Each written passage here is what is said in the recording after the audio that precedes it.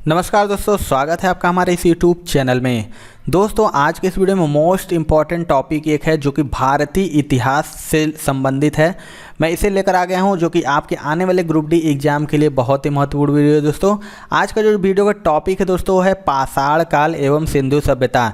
इससे संबंधित top 25 question मैं लेके आ गया हूँ। इसका वीडियो का आज पार्ट 1 है। इसी तरीके से मैं लगातार भारतीय इतिहास के डेली एक पार्ट अपलोड करता रहूँगा जो कि आपको आने वाले एग्जाम में बहुत हेल्प करेगी। तो दोस्तों अगर आपको वीडियो पसंद आए तो एक लाइक जरूर कर दीजिएगा। चैनल पे हमारे नए हैं तो चैनल को जरूर सब्सक्राइब कर लीजिएगा।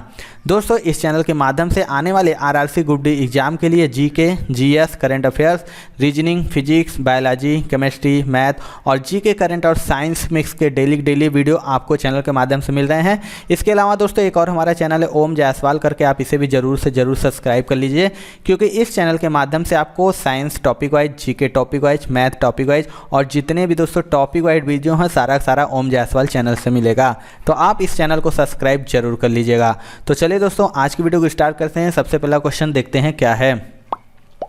सबसे पहला क्वेश्चन है दोस्तों, पूरा पाषाण काल में आदि मानव के मनोरंजन का साधन था। मोस्ट इंपॉर्टेंट क्वेश्चन है। आपको बताएं जो पूरा पाषाण काल था उसमें आदि मानव के मनोरंजन का साधन क्या था। तो राइट आंसर हो जाएगा दोस्तों ऑप्शन नंबर ए यानी शिकार। आपको बता दें कि पूरा पाषाण काल में आदि मानव के मनोरंजन का जो साधन था वो शिकार था। वे मुख्यतः शिकार पर ही निर्भर थे और उनका भोजन मांस या कंदमूल हुआ करता था। अगला क्वेश्चन देखते हैं। नवपाषाण काल के लोगों द्वारा पाला गया प्रथम पशु था। आपको बताना है कि नवपाषाण के समय उन लोगों के द्वारा पाला गया प्रथम पशु कौन था। तो इसका राइट आंसर हो जाएगा ऑप्शन नंबर ए यानी भेड़। आपको बताएं दोस्तों कि पशुओं के पालतूकरण के मानव प्रयास मध्य पाषाण काल से ही प्रारंभ हो चुके हैं और मानव ने सर्वप्रथम जिस पशु को पालतू बनाया था वह कुत्ता था और कुत्ते को प्रायः 15,000 ईसा पूर्व में पूर्व एशिया में मानव द्वारा घरों में पाला गया और भेड़ दूसरा पशु है जिसे मानव ने पालतू पशु के रूप में अपनाया था। अगला क्वेश्चन देख लेते हैं दोस्तों। सबसे पहले कौन सा हड़प्पा कालीन स्थल खोजा गया था। मोस्ट इंपॉर्टेंट क्वेश्चन है। आपको बताना है कि इनमें से सबसे पहले कौन सा हड़प्पा कालीन स्थल खोजा गया था। राइट आंसर हो जाएगा ऑप्शन नंबर ए यानी हड़प्पा। बता दें दोस्तों कि सबसे पहले वर्ष 1921 में दयाराम साहनी के नेतृत्व में पश्चिमी पंजाब के हड़प्पा नामक स्थल में हुए उत्खनन में हड़प्पा सभ्यता का पता लगा था और सिंधु सभ्यता के स्थलों में सर्वप्रथम हड़प्पा नामक स्थल पर खुदाई होने के कारण ही इस सभ्यता का नाम हड़प्पा सभ्यता रखा गया था। अगला क्वेश्चन देख लेते हैं। सिंधु घाटी सभ्यता अनार्य सभ्यता थी क्योंकि। आपको बताएं जो सिंधु घाटी सभ्यता थी वो अनार्य सभ्यता क्यों थी। तो इसका राइट आंसर हो जाएगा ऑप्शन नंबर ए यानी यह एक शहरी सभ्यता थी। बता दें कि अनार्यों का जो संबंध था वो शहरी सभ्यता से रहा है जबकि आर्यों का संबंध केवल ग्रामीण सभ्यता से रहा है। इस प्रकार स्पष्ट है कि सिंधु सभ्यता का शहरी सभ्यता होना इस सभ्यता के अनार्य सभ्यता होने का सर्वाधिक ग्राह्य प्रमाण है। अगला क्वेश्चन देखते हैं दोस्तों। हड़प्पा की सभ्यता निम्नलिखित से संबंधित है। आपको बताएं जो हड़प्पा की सभ्यता थी वह इनमें से किस से संबंधित है। तो इसका राइट आंसर हो जाएगा दोस्तों ऑप्शन नंबर ए यानी कांस्य युग। बता दें कि जो हड़प्पा सभ्यता था वो कांस्य युग से संबंधित है और सिंधु सभ्यता युग में तांबे और टीन को मिलाकर कांसा का निर्माण किया जाता था और इस युग की प्रमुख धातु कांसा थी। इसी के कारण इसे कांस्य युगीन सभ्यता भी कहा जाता है। अगला क्वेश्चन देख लेते हैं आगे। दोस्तों आने वाले ग्रुप डी एग्जाम के लिए हमने गणित के 500 प्लस महत्वपूर्ण प्रश्नों का एक ई बुक तैयार करवाया है जो कि रेलवे ग्रुप डी 2022 के लिए स्पेशली ये ई बुक है।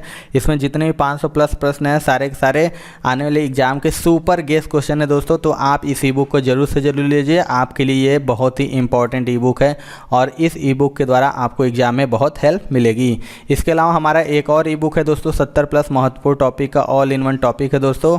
कोई भी ऐसा टॉपिक नहीं जो इस ई बुक में ना हो। सारे के सारे टॉपिक मोस्ट इंपॉर्टेंट है आपके आने वाले ग्रुप डी एग्जाम के लिए। तो आप इस ई बुक को भी जरूर से जरूर लीजिए। इसका लिंक दोस्तों आपको डिस्क्रिप्शन बॉक्स में मिल जाएगा। अगला क्वेश्चन की बात करें दोस्तों तो हड़प्पा संस्कृति की मुद्राओं एवं पक्की मिट्टी की कलाकृतियों में किस पशु का चित्रण नहीं किया गया है? 4 ऑप्शन है आपके पास। बताना है कि हड़प्पा संस्कृति की जो मुद्रा और पक्की मिट्टी की कलाकृतियाँ थी उनमें किस पशु का चित्रण नहीं किया गया है? इसका राइट आंसर हो जाएगा ऑप्शन नंबर ए यानी गाय का। बता दें कि हड़प्पा संस्कृति की एक मुहर पर पद्मासन मुद्रा में त्रिमुखी योगी चित्रित है, जिसकी दाहिनी ओर हाथी तथा बाघ और बाईं ओर गैंडा तथा भैंसा एवं सिंहासन के नीचे 2 हिरण खड़े हैं। और इस संस्कृति में गाय तथा घोड़े की मृद मूर्तियां नहीं मिली हैं। अगला क्वेश्चन देखते हैं। सिंधु घाटी सभ्यता के लोगों की मुद्रा में किस देवता की आकृति चित्रित थी? मोस्ट इंपॉर्टेंट है, आपको बताना है कि जो सिंधु घाटी सभ्यता के लोगों की मुद्रा थी यानी मुद्रा क्वाइन थी उसमें किस देवता की आकृति चित्रित थी? तो राइट आंसर हो जाएगा ऑप्शन नंबर ए यानी पशुपति। बताए दोस्तों कि मोहनजोदड़ो से प्राप्त एक मुहर पर 3 मुख वाला एक पुरुष ध्यान की मुद्रा में बैठा हुआ है और उसके सिर पर 3 सिंग है। उसके बाईं ओर एक गैंडा और भैंसा तथा दाईं ओर हाथी एवं बाघ है। इसे पशुपति शिव का रूप माना जाता है और मार्शल ने इसे आदि शिव बताया है। अगला क्वेश्चन देखते हैं दोस्तों।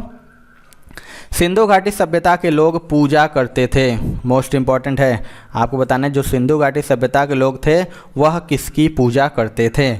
इसका राइट आंसर हो जाएगा ऑप्शन नंबर डी यानी पशुपति। इसके पहले मैंने बताया आपको, तो पशुपति थे जिसे सिंधु घाटी सभ्यता के लोग पूजा करते थे।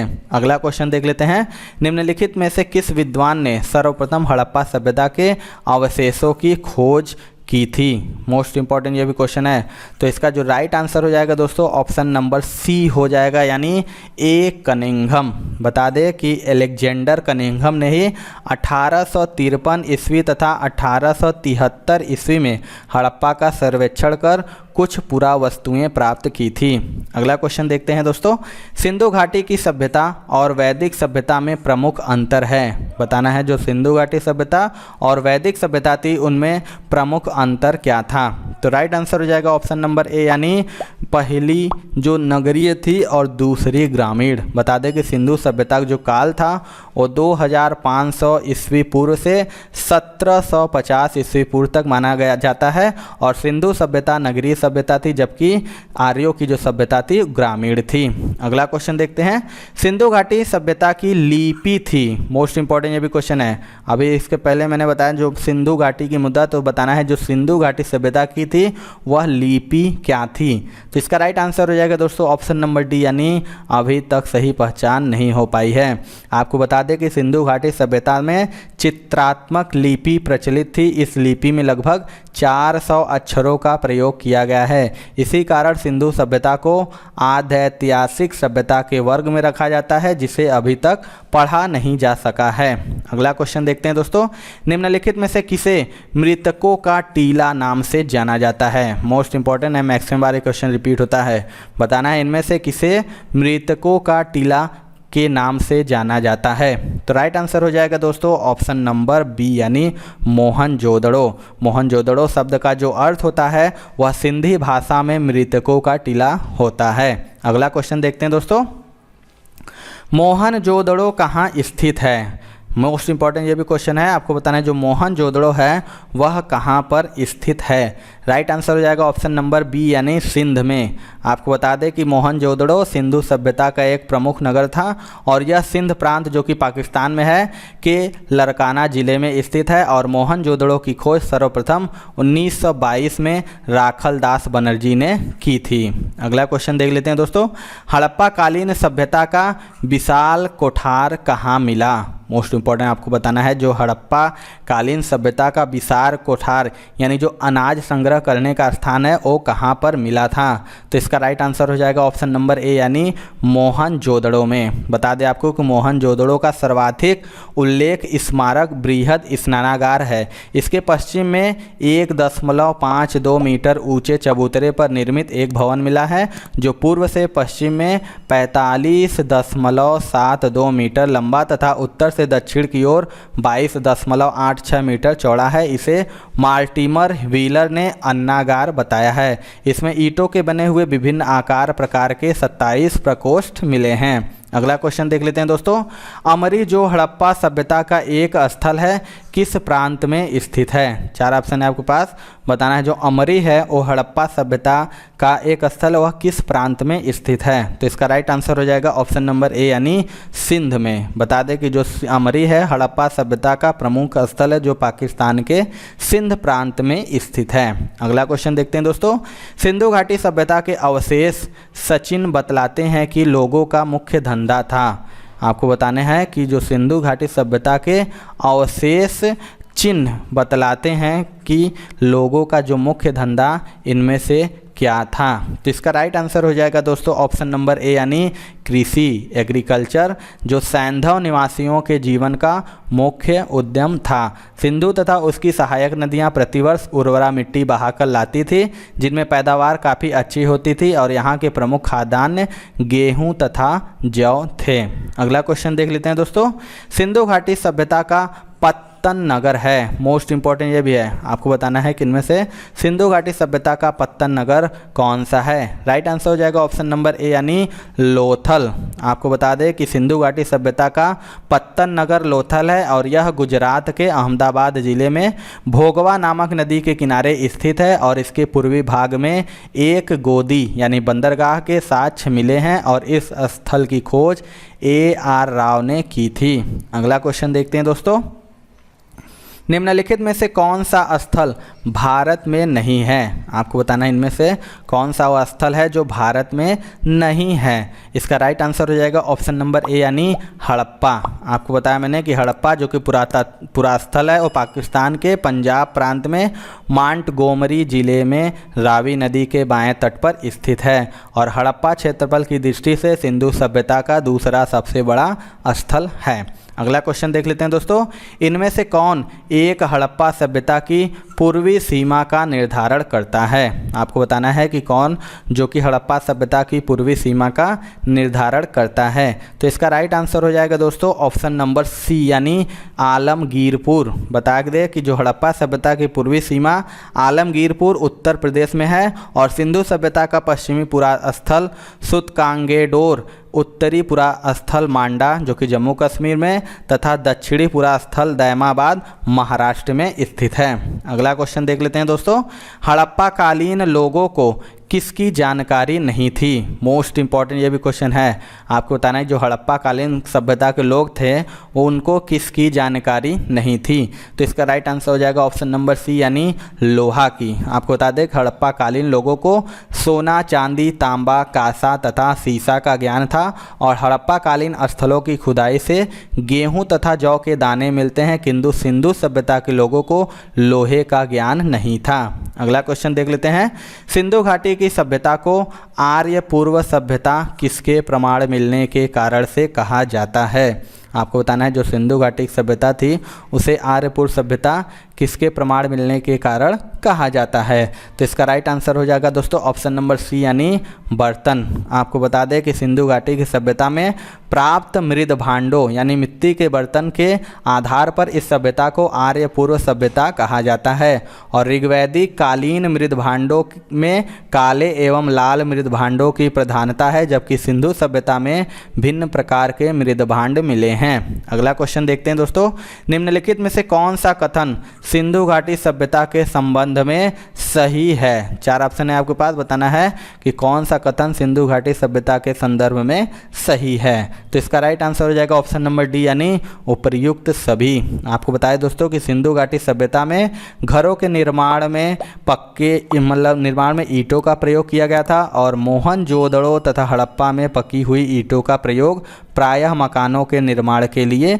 किया गया है। इसके अलावा देख लेते हैं दोस्तों, तो हो जाता है प्रत्येक आवासीय भवन के बीच में एक आंगन होता था जिसके 3 या चारों ओर 4-5 कमरे, एक रसोई घर और एक स्नानागार बना होता था। अगला क्वेश्चन देख लेते हैं दोस्तों, सिंधु घाटी सभ्यता की पहचान निम्न में से है। आपको बताना है, मोस्ट इंपॉर्टेंट ये क्वेश्चन है कि जो सिंधु घाटी सभ्यता की पहचान है वह इनमें से कौन है। राइट आंसर हो जाएगा दोस्तों ऑप्शन नंबर डी यानी शहरी योजना प्रणाली। बता दें कि सिंधु घाटी सभ्यता की मुख्य विशेषता शहर योजना प्रणाली थी और सिंधु घाटी में चौड़ी सड़कें एक दूसरे को लंबवत काटती थी और मकान पक्की एवं कच्ची ईंटों के बनाए जाते थे और नाली एवं सफाई की व्यवस्था भी उत्तम थी। अगला क्वेश्चन देखते हैं, सिंधु घाटी सभ्यता का ज्ञान मिलता है। आपको बताना है जो सिंधु घाटी सभ्यता का है वह ज्ञान इनमें से किस में मिलता है। राइट आंसर हो जाएगा ऑप्शन नंबर सी यानी पुरातात्विक उत्खनन से। आपको बताया दोस्तों कि सिंधु सभ्यता का ज्ञान पुरातात्विक उत्खनन से मिलता है क्योंकि वहाँ कोई साहित्य तथा ताम्रपत्र नहीं पाए गए हैं और मृदभांडों पर कुछ लेख पाए गए हैं परंतु वे अभी तक पढ़े नहीं जा सके हैं। अगला लास्ट क्वेश्चन देखते हैं, मानव द्वारा सर्वप्रथम किस धातु का उपयोग किया गया। मोस्ट इंपॉर्टेंट है। आपको बताएं जो मानव जाति द्वारा सर्वप्रथम किस धातु का उपयोग किया गया। इसका राइट आंसर हो जाएगा ऑप्शन नंबर ए यानी कॉपर तांबा का। बता दें कि मानव द्वारा सर्वप्रथम प्रयोग में लाई गई धातु तांबा थी जिसकी आरंभिक तिथि 5000 BC है अर्थात नवपाषाण काल तक। जिसे विश्व परिदृश्य पर दृष्टिपात करें तो तांबे के उपयोग की आरंभिक तिथि उत्तरी इराक में 8700 BC है। तो ये थी दोस्तों आज की वीडियो। आपकी वीडियो कैसा लगा कमेंट सेक्शन में जरूर बताइएगा। वीडियो पसंद आया दोस्तों तो एक लाइक जरूर कर दीजिएगा और हमारे चैनल पर नए हैं तो चैनल को सब्सक्राइब करके बेल आइकन दबा लीजिए क्योंकि हम लगातार ग्रुप डी एग्जाम की तैयारी करा रहे हैं। तो मिलते हैं दोस्तों अपने अगले वीडियो में, तब तक के लिए जय हिंद जय भारत।